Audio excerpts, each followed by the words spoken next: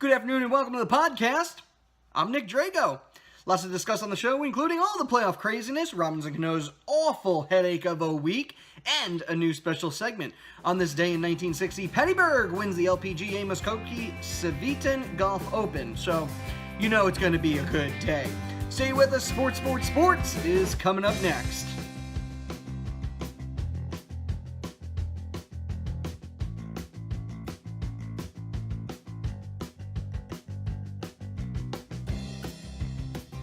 And welcome back to the podcastiest podcast in town, the Sports Podcast. For all those new to the program, we here like to recap last week's sports excitement. This weekend, the fiance was out of town, leaving me to enjoy some golf and junk food while I kind of get all of our stuff packed up for the big move to Philadelphia in 1 month.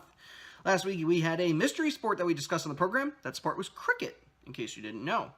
And this week, the NHL playoffs has continued to show us some really cool play as we are so close to finding out who's going to represent on each side. We already found out one, now we're waiting on the other. Eastern Conference Finals have been contested by the Lightning and Capitals. The Caps looked great in Game 1 and 2, but completely sloppy in Game 3, allowing Tampa to get their first victory of the series. Game 4, that was Thursday night, with the Lightning in a must-win situation, lose, and you're looking at a long road to the finals. A week ago, it looked like Washington was a lock to hoist Lord Stanley's Cup. But these two teams, well, they can't seem to score when they need it most. I'm sorry, these last two games, they can't seem to score when they need it most. This team was outshot. They outshot Tampa by 18 in Game 3. In fact, they held the Lightning to only 20 shots. But the Lightning won. Remember, it's goals that matter the most. Important to note, the Caps haven't lost two straight since the first two games of the playoffs against Columbus. So they had a good shot to win Game 5 in Tampa Bay. That was yesterday, and guess what? Lightning came out on top again. Lightning really does strike thrice. Ryan Callahan was the hero of that one, scoring both the first and game-winning goals. Now the Caps are on the brink of elimination. Can Washington win two straight games to make it to the finals? Or have they choked yet again? We will find out for sure tomorrow night. On to the West, where the Vegas Golden Knights and the Jets have burned up. Game 5 saw them take the victory and the series. It's official, folks. The Las Vegas Golden Knights, they've made it to the Stanley Cup Finals for their first time in franchise history, in their first season as a franchise. This team is doing what no one has previously done. The Canadiens haven't made it there in 24 seasons. The Islanders are on 33 seasons. St. Louis hasn't been to the finals in 47 years. The Coyotes have never made it in their 38-year history. And the Maple Leafs haven't been in 50 years. Yes, this team put together in just one season has made it to the last hurdle of the playoffs. This is hockey at its best, my friends. Now, of course, some bookies in Sin City are sweating bullets right now, as the odds for the Golden Knights to win the Cup entering the season were 300-1, due to the fact that new teams don't do well historically, and Vegas isn't exactly what we'd expect for a hockey town. Now, many of the bookies are looking at possibly 6- or 7-figure payouts. The upside is that hockey and betting on hockey is now thriving in the city. Bookies continue to panic after Friday night's battle when Vegas pushed Winnipeg to the edge and then eventually beat them. Moving on to the sport with the ball and the big hoop, the Celtics and Cavaliers are giving us quite a show. Earlier in the week, I would have said that Boston was completely embarrassing the poop out of LeBron and the Cavs. Celtics went into Game 3, having held Cleveland to less than 25 points in 5 quarters of human basketball. Best part here is Boston set out to make this team a contender in the offseason. They brought in Kyrie, they brought in Gordon Hayward, and neither of them are playing right now because they are both out for the season. So, it's a stretch to crown them the champs just yet. They would have had to win Game 3 and 4. Game 3 proved to be difficult for Boston as they came up short. I believe the score there was 116-86 and went to the Cavs. Looks like we're going to have a real series now. 6 players for Cleveland shot in double digits in that game, and that list includes LeBron, Kevin Love, Tristan Thompson, George Hill, J.R. Smith, and Kyle Korver. Buckle up because Game 4, that's tomorrow night, and it's gonna be crazy. So be ready for it. Warriors and Rockets in a battle for the ages with Game 2 in the books, and the series tying it all up on Wednesday.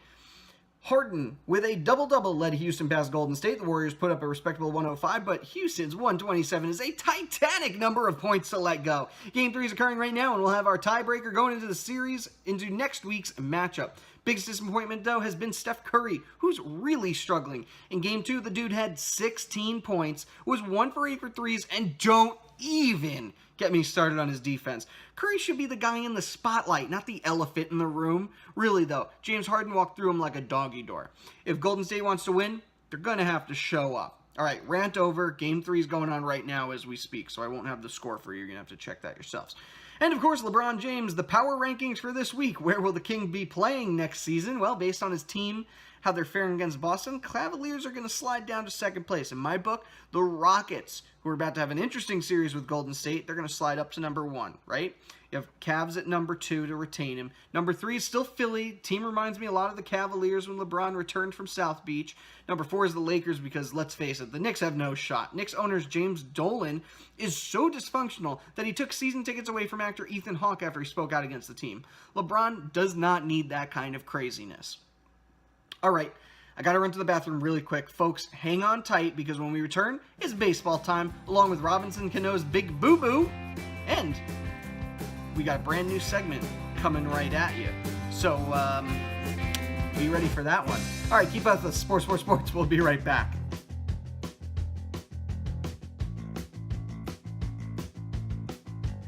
You know what's really fun? Having a great advertisement. You know what's really, really fun? Having your great advertisement on the Sports podcast. Hi, I'm Nick Drago, executive producer of the Sports, and I know what you're thinking.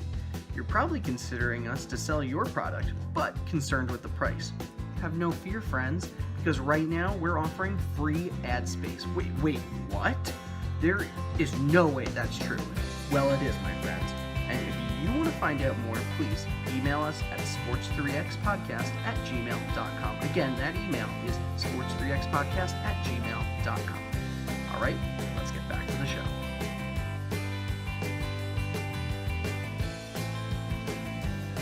And welcome back for baseball per usual. We got to see some fun matchups this weekend filled with top teams, intrigue, and a whole lot of home runs. I don't know about you, but I am amped up for baseball. Cleveland and Houston faced off this weekend, both of these teams in first place in their divisions, although Cleveland's record would imply otherwise. Houston obviously walked away with this one. They won Game 1 4-1. Game 2 Saturday went to Cleveland after a 3-run first, and Game 3 is occurring right now. Now, looking at the two most disappointing teams this season, it's still early, but neither the Dodgers or Nationals look good, when in reality, these two should be competing for the National League title. Nationals had a few days off after some rainouts. LA came out and won all 3. Game 1 was 4-1, Game 2 on Saturday, so the Dodgers scored 3 in the final 2 innings to come out 5-4, and earlier today, Game 3 was 7-2. Royals and Yankees, New York continues its crazy hot streak. Seriously, this team's healthy and they can't be stopped right now. Royals win Game 1, 5-2. All right, so they were stopped there. Game 2 went to the Bronx Bombers, 8-3, and of course Game 3 today was a 10-1 thrashing for New York, thanks to the stellar pitching of Sonny Gray. And it was a rocky time for the Giants out in Denver. Colorado's been fighting for a top spot in their division all year, but have been number 2 to Arizona for a while. Rockies won Game 1, 5-3. Game 2 turned out to be a 6-1 victory for Colorado. Brandon Crawford took over from there. This guy's been batting .449 since the start of May. Giants won Game 3 and 4, scoring over 9 runs in each.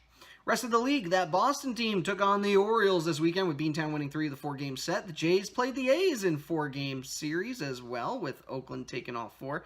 Rays and Angels played 4 as well. What's with these 4-game series? All right, whatever. Rays took that one. Twins and Brewers, they only played 3, with Milwaukee winning 2 of the 3. Rangers and White Sox also playing 4. White Sox won 3 games. Mariners playing, you guessed it, a 4-game series, with Detroit winning 2 and losing 1 before a 2-run homer in the 9th. Got them to extra innings. I apologize. Seattle won 2, they lost 1, and then they just won in extra innings. That was today. Braves and Marlins, with the Braves winning 2 of the 3. Phillies and Cardinals playing a 4-series split on that one. Mets and Diamondbacks, that was a clean sweep by New York, but not what you were expecting. Pirates and Padres in a 4-game series, with Padres winning 3. And the Cubs and Reds played 4, with the Cubbies taking 3 and outscoring Cincy 28-7. Okay, standing times. The Yankees in Boston deadlock for first place in the AL East. Rays at 22 and 23. Blue Jays 22-25, and Orioles still at last, 14 and 32. Indians ahead in the Central 22-22. Twins 19-23. Tigers 19-23. Royals 14-32, and White Sox 13 and 30. And in the AL West, it's Astros 29-18, Mariners 26-19, Angels 26-21, A's 25-22, and Rangers 18 and 30. Looking at the NL, the Braves, they have the East 28-17. Phillies close behind 26-18. Mets 23-19. Nationals 24-21. Marlins 17-29. Central has the Brewers taking the top spot. Cubs 25-19, tied with the Cardinals. Pirates 26-20. Reds 16-32. Lastly, the Diamondbacks in the West, they're up ahead at 25-21. Rockies only half game back. Giants 24-24. Dodgers 20-26. And Padres 20-28. Remember, these are always changing, so be ready to catch them as they change. Fans of the Seattle Mariners were not too happy to hear that Robbie Cano would be suspended for 80 games. Yes, you heard that right, 80 games. Now, of course, the reason being a negative drug test. In a statement made by Cano, he did not deny that he took a banned substance called furosemide, which is a diuretic prescribed to him by a physician in the Dominican Republic. Many folks were left scratching their heads after this one, though. The reason being is that furosemide is not a performance-enhancing drug, or PED. However, as a diuretic, it allows the athlete taking it to urinate more frequently and thus is able to flush residue from PEDs out of the system. Now, it's unknown whether or not this is the reason why he took furosemide, but nevertheless, it's listed as a banned substance by Major League Baseball, and he did take it. Now, many players spoke out for and against Cano this week, including Justin Verlander, who tweeted, quote, "End excuse coming in 3, 2, 1, end quote." Miguel Cabrera states that he was effing mad about the suspension, and former Yankee teammate Mark Teixeira stated that he was not surprised based on the crowd Cano hung out with, which included notable steroid users Alex Rodriguez and Melky Cabrera. It also came out that the Yankees did not pursue Cano in free agency as heavily when he threatened to leave the team due to concerns about this very issue. So for Cano, this may seriously hurt his case at getting into the Hall of Fame, as many thought he was a lock. And for Yankees fans, well, they can breathe a sigh of relief knowing that the player that walked out on them could be a cheater, pumpkin eater. All right, who's ready for a snack? I know I am, and I'll tell you what. Go get yourself some popcorn. We'll take a quick break. When we return, I'm going to wrestle with a mother bear. We're going to do a backflip, and then we'll talk about some NASCAR. I'll be back in 45 short seconds.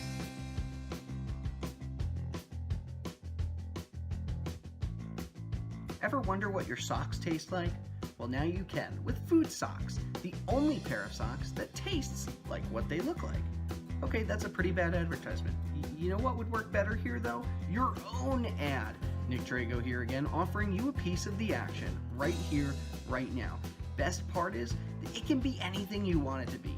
No, wait, that isn't the best part. How could I forget the best part? The best part is I'm offering it for free ad space. So, if you have a product that you want me to endorse, please email us at sports3xpodcast@gmail.com. I'll be waiting patiently at my computer.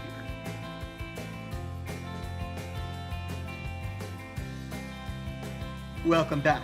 NASCAR stuff happened this weekend. 2 races. The first being the Monster Energy Open at Charlotte at 6 with AJ Allmendinger. If I'm saying that wrong, email me, sports3xpodcast@gmail.com. He wins his first of the year. The second race was the All-Star race, which saw Kevin Harvick come out on top. Now, that was fun. Kyle Busch still sits on top of the standings. And Preakness was today.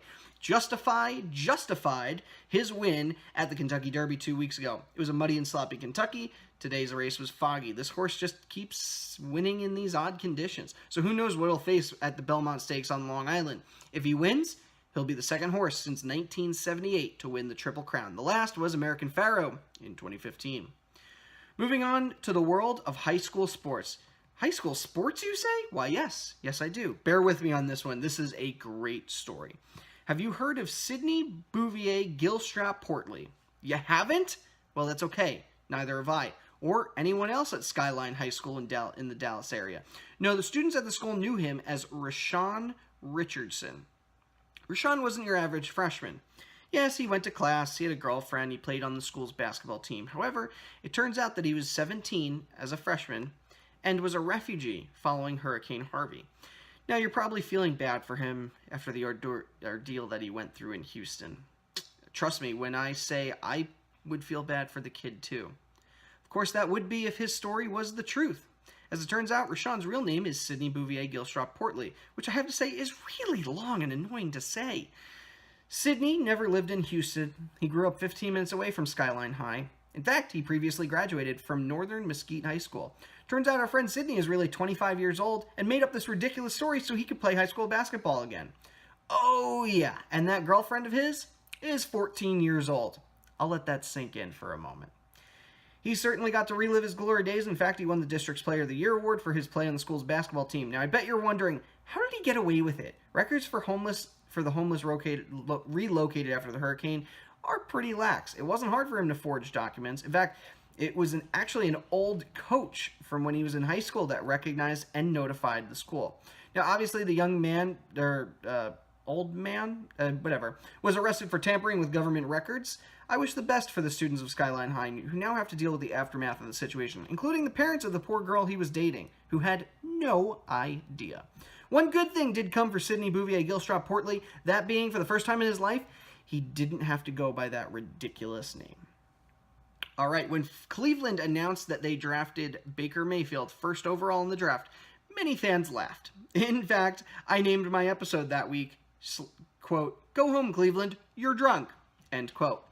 But of course, it gets better, as HBO announced that this season, the hit series Hard Knocks will focus on the Browns in spring training. For those who don't know, Hard Knocks is a yearly miniseries that follows one NFL team as they navigate the preseason. So you have the most vocal person in college sports, and now you want to give them a stage to say all the crazy things he might have to say. What could go wrong? All right, new segment today, friends. Now listen. Fans of this show will be familiar with the young gun Jamie Grum, who until the premiere of our first episode knew absolutely nothing about sports. For reference, we had an hour-long conversation regarding how a draft works, and I'm only 50% sure he completely understood what we were talking about. Kidding aside, the young gun is ready to taste his sports knowledge on our show today as he answers a few quick questions. Now, forgive the look and sound of this next bit. It's the first time we filmed outside of our studio, and it was in his brand new house. Okay, here we go. Okay, folks, I'm here with the young gun, Jamie Grum. Jamie, say hello. Hello. Alrighty, so, Jamie, here's your first question. Yeah. Who is Cy Young? Is he, he's a baseball player. Yes. Okay. Can you tell us what position he played? I think, is a second? No, he was a pitcher. In fact, I was going to go with pitcher. In fact, the top pitcher every year wins an award that is named after him, the Cy Young Award. Now, here's the really important question. How do you spell his name? S-A-I, Young, so regular, like, not, oh, wait. Could it actually be Y-U-N-G? I knew you were going to say that. No, it's actually Young? It's C-Y. Okay.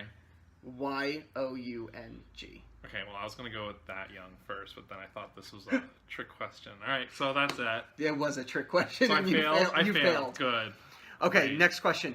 Who wore the number 42, and why is he significant?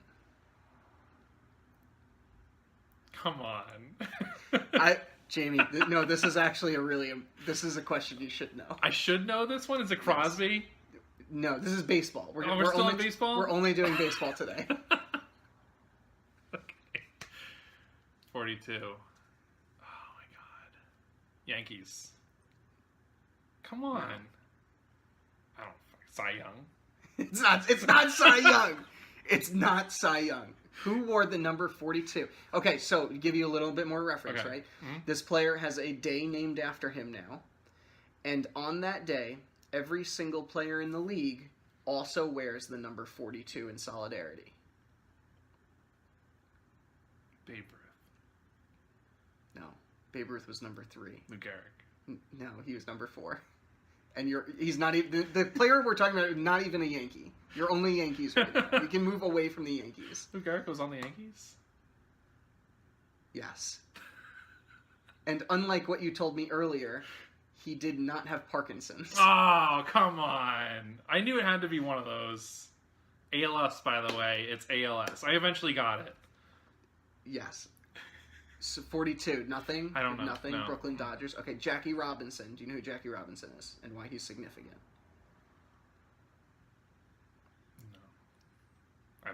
You have no idea. I have no clue. This is amazing. I don't actually know things about sports. Jackie Robinson, while he's not technically the first African-American player in baseball, he did break the color barrier for baseball. All right, so I had that in my head. Were you going to say that? I was. And you figured, no, I don't want to sound dumb. No, well, I already sound dumb. I didn't have any of these questions vetted beforehand, so I don't know. No, he's hearing them all for the first time. Good. Okay, here's the last one. This one's a little bit more difficult. How do they determine which players in baseball get into the Hall of Fame?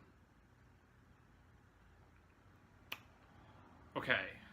So this is gonna be a guess, but like kind of like an educated guess. Okay. All right. So do they have to break a record? Wait. Is it over a certain course of time too that they have to hold a certain number? Are you thinking of a particular number? I don't know. Only people who hit a lot of home runs get in? Yeah, kind of like that. It's no. Okay, and they have to do something really special, right? They have to play the game of baseball really special, yes. Really specially. Really specially play baseball. Monstrous. Okay, you have to watch Spoons, by the way. You have to mention Spoons. I don't ever mention Spoons. You gotta mention Spoons. Spoons is a show we used to do together. It's on YouTube and it's terrible, but feel free to find it. It's terrible in a good way. Okay, so I don't know. Okay. So in order to get into the Hall of Fame, you have to be voted in by a group of writers, the Baseball Writers Association of America. Yes, it is that long of a title. Yeah, really. Yep. In order to get in, I believe it's over 70. It's about 75% of the vote to be allowed into the Hall of Fame. But like, how do you eventually even get into that? Like the voting. You have to be a really good player. So you have to play for, I believe the number. I could be wrong about this because it's off the top of my head, but I believe it's 7 years you have to play. If I'm wrong, email sports3xpodcast@gmail.com. I believe you have to play for 7 years. Obviously, you have to have really good statistics, and they don't just look at home runs; they look at everything. Okay. And then from there, your name goes on a big list, and every year, it's usually around January, right? They look at the list of these are people who retired. I think the wait list is 5 years. 5 years ago. So this past year, I'm trying to think who's somebody recent that you would know. Okay, so Mariano Rivera, right? Okay. He retired about 4 years ago, I want to say. So his time, if it's not next year, it's the year after. So you have to wait a couple of years. So this hasn't happened yet.